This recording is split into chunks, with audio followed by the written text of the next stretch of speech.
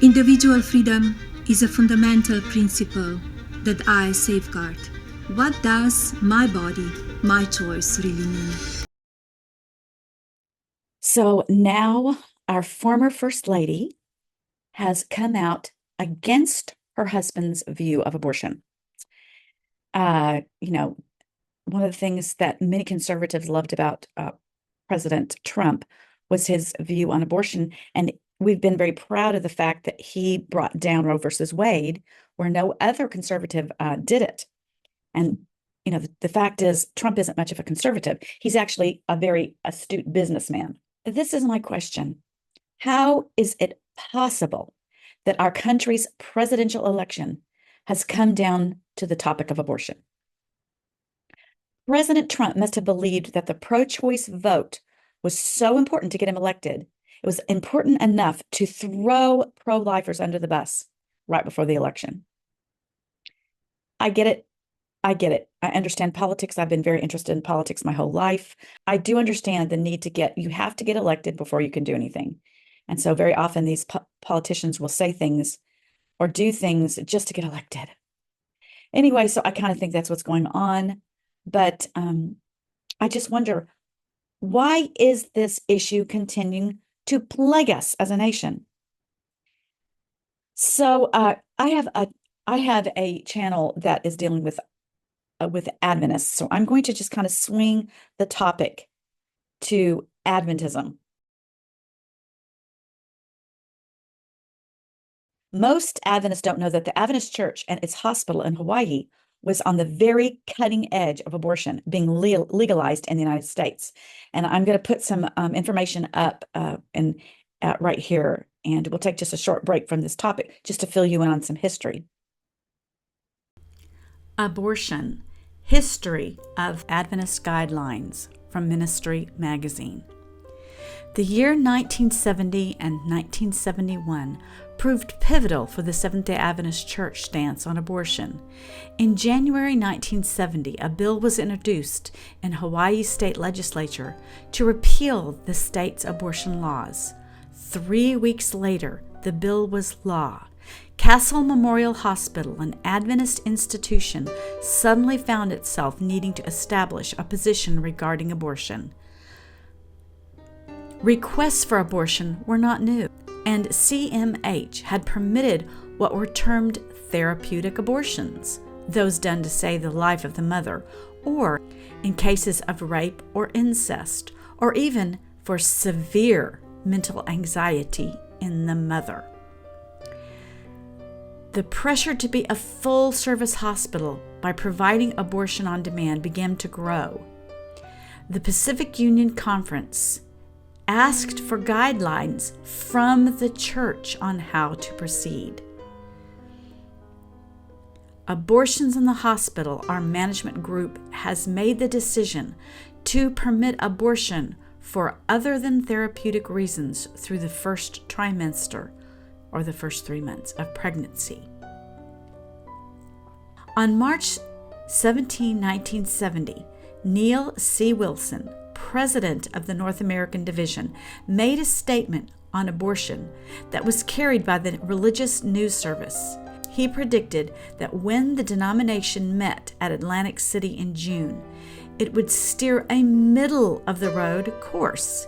He said that while the church would steer away from anything that would encourage promiscuousness, the church would not feel it our responsibility to promote laws to legalize abortion or oppose them. Though we walk the fence, Adventists lean towards abortion rather than against it, because we realize we are confronted by big problems of hunger and overpopulation. We do not oppose family planning or appropriate endeavors to control population.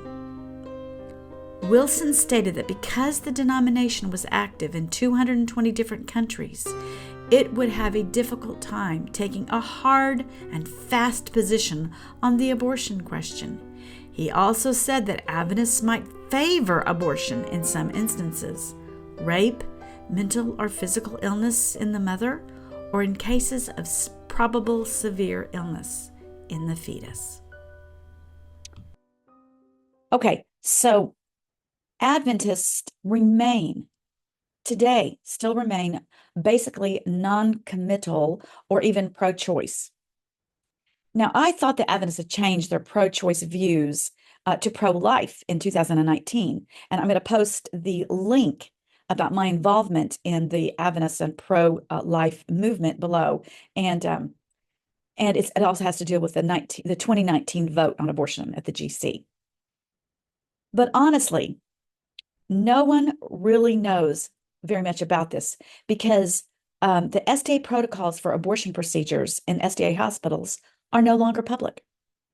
And I'm going to also post the link to the current and loyal Seventh-day Adventist warrior for life, Andrew Michelle, and he can tell you more about what's going on presently in the Adventist Church and abortion. And please support his channel.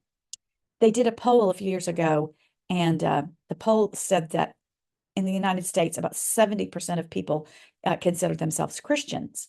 And if that's true, all we would need is for all the Christians to vote, and abortion wouldn't be a big deal at all. It would be over. We would be a pro-life country. But for Adventists in particular, it's something a little bit different. And the vast majority, I mean, the very vast majority of Adventists are unaware of any part the Seventh-day Adventist Church has played in this issue, including our church hospitals, our church history, the General Conference, and church doctrine have all been enmeshed in the pro-choice movement. And I believe it comes down to one small doctrine. What a difference one doctrine makes. Now, most of you know that I left the Seventh-day Adventist Church over the issue of abortion. And over the decades, I've spoken to innumerable women about the subject. And I do get it. I absolutely do. I understand the fear. I've talked to many high school age young women who've gotten pregnant, and little Adventist girls who've gotten pregnant, and they're terrified to tell their parents. So they go and they tell a teacher, maybe a liberal teacher who will take them, because I've heard these stories where even religion teachers will take girls to go get abortions without their parents' knowledge. I understand the fear. Most Adventists would be astonished to see how entrenched the pro-choice position is in the SDA church. And again, look at the links below. Historically, Adventists have been conscientious objectors in wartime. And they even have the bragging rights to Desmond Doss of Mel Gibson's Hacksaw Ridge, his movie, that made Desmond Doss famous. But the ultimate illogic is that their hospitals, at least historically, have performed abortions on demand, even late-term abortions. Now, I know this because I've talked to Seventh-day Adventist doctors who have done them. Now, supposedly, in the 2019 General Conference, the annual council debated it and voted on the issue, and supposedly it was supposed to be very pro-life. It sounded pro-life, but there are indications that it's not really true, just because of some Andrew Michelle could probably tell you, go to his YouTube channel, but there's a little bit of nefarious things going on behind the scenes to make it okay for Adventist hospitals to do abortions. Official position of the World Adventist Church is very pro-legalized abortion. Church leaders will admit that yes, it is a violation of the Sixth Commandment, and yes, the government has the God-given legitimate authority to regulate civil society. But if a woman wants to kill her children, she is not liable or subject to that authority, thus giving to women a moral authority even greater than God himself. Ultimately comes down to a matter of individual choice. So that roughly is what the church believes. So it's not near as cut and dried as you would think as an Adventist that they're pro-life, because they're really not. And for goodness sake, Dr. Edward Allred, the most notorious abortionist in human history, who bragged publicly on television, and it was in a television interview, that he gave abortions to poor minorities for free to depopulate them. Now, he's a Seventh-day Adventist, so he's a murderer and a racist. I mean, this guy is bad news. And Adventists, and I don't know if he's still alive or not, but He is nefarious, and he is honored at La Sierra University, and their business school is named after him. I mean, this was true about a couple years ago. Don't know if it's still true now. But if you don't believe me, watch Andrew Michelle's YouTube channel. I keep want to plug his channel because he's got all the proof anyone would want to need. And he's a current and dedicated Seventh-day Adventist. So he's not a former. So whenever I engage Adventists online, they call me a liar. But there's one little teeny line that has sat there in the Adventist 28 Fundamental Beliefs book published by the General Conference. That little sentence, so seemingly benign, has haunted heaven with its ramifications and the innocent blood it has shed. In earlier editions of the Seventh-day Adventists Believe, it was under the topic of the nature of man. But in the latest edition, the 2018 edition from the Review and Herald, the section is called The Nature of Humanity. And it's in the newest one, I think it's chapter 7. Go to page 94 and look at the middle of the page under the section of 1, the biblical meaning of a soul. There you will find a portion of the sentence that has unleashed the barbaric demon of abortion into the Adventist church. It states, similarly, a new soul comes into existence whenever a child is born. Now, that doesn't seem like such a murderous sentence. It's biblical, right? In fact, the vast, vast majority of Adventists don't even know that that sentence is in there. Or if they did read it, they'd pass right by it, as if they hadn't read it. And when I pointed out, they do not see the significance of the sentence to abortion. But the mindset of that sentence has eroded and numbed the collective consciences of the SDA church members, like alcohol numbs the senses. When a church's premise is that the soul has not come into being before a child's first breath outside of the womb, it allows for the dehumanizing of the unborn. And that doctrine silently, invisibly infested Adventist medicine with its dark practices. Murder under the auspices of medical care. In fact, the hospital in Hawaii was one of the first hospitals in the nation to do abortions on demand. And now at the very threshold of a new U.S. election for president, Melania Trump has come out publicly with her view on abortion, the rights of women to destroy their children. Something very sinister is happening. And please open your eyes and see that it revolves around the occultic bloodlust of abortion. Trump didn't pivot on any other position to win this election. He knew which meat, the meat of babies' bodies, to throw in for the sharks.